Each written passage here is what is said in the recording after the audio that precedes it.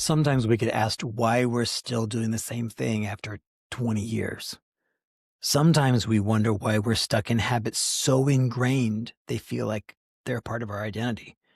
And sometimes we quietly recognize that other duties as assigned has gone too far. That slow accumulation of small yeses has drained our energy, leading us to quietly quit, act our wage, or pull back just enough to survive. Now, humans are wired for tenacity, right? And many cultures frame quitting as failure. There are very few positive synonyms for the word quit, and quitter and coward are often used interchangeably. Annie Duke, former professional poker player and author of Quit, The Power of Knowing When to Walk Away, points out that we celebrate grit endlessly, but don't have a parallel word like quittiness to affirm the wisdom of knowing exactly when to stop. And that idea comes painfully clear when we look at the tragic 1996 Mount Everest disaster, described in the book Into Thin Air, where elite alpinist Rob Hall ignored his own turnaround times and continued pushing toward the summit with a client.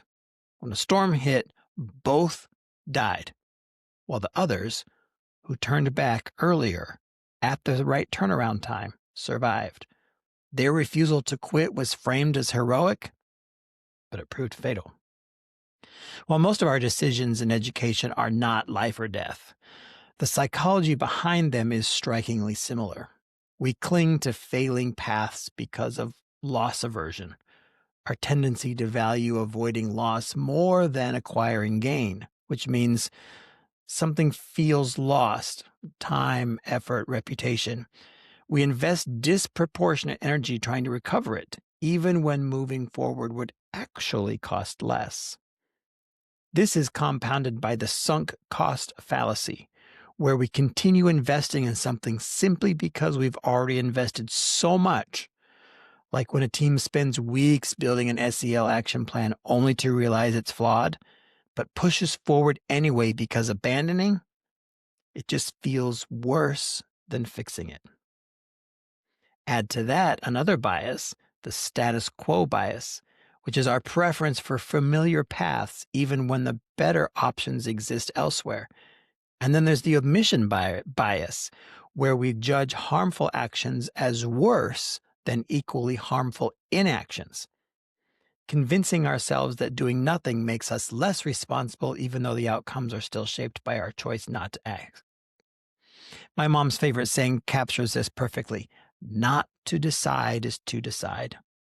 A teacher who stays in an unhealthy school year after year because they never decide to quit has effectively chosen a 100% chance of continued dissatisfaction over maybe the 50-50 possibility of growth or renewal somewhere new. Research on regret asymmetry helps explain why this feels safer, because we tend to regret missed opportunities more than we regret failed attempts, which is why sticking with known discomfort often feels easier than risking change.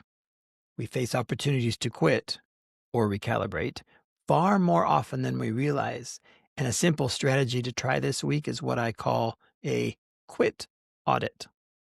Choose one commitment, practice, or responsibility that feels especially heavy and ask yourself 4 questions. Number 1, why did I start this in the first place? Number 2, what does it cost me now in time or energy? 3, what would realistically happen if I stopped or paused it for 30 days? And 4, what would I do with the energy I got back?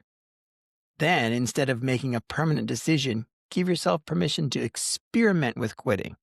Pause the committee, shelve the outdated lesson, let go of the extra email thread, or just say no to one optional meeting. And notice what changes. Sometimes letting go is the most courageous step we can take. Quitting well is not failure.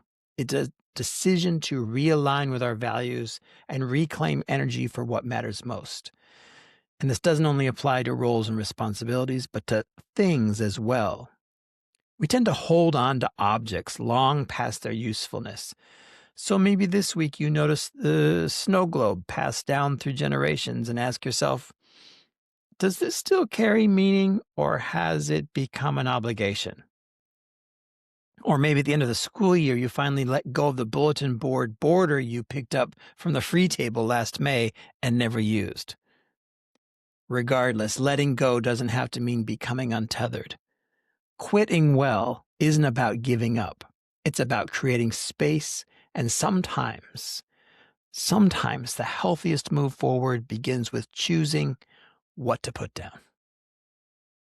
Thank you for joining me this week, and I'll see you next time on Tethered and Whole.